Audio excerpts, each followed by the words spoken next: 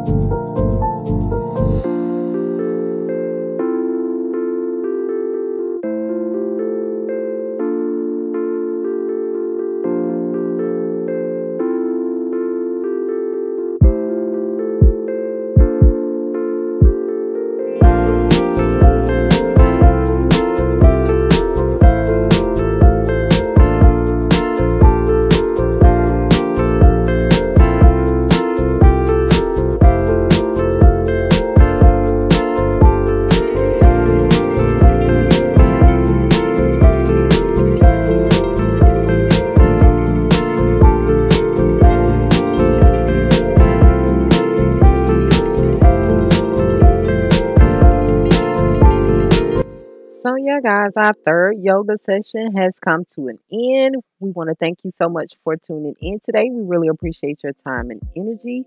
We hope to see you guys on the next video. Peace and love. And as always, namaste and be blissful. Bye, guys. DJ Mike C on the track.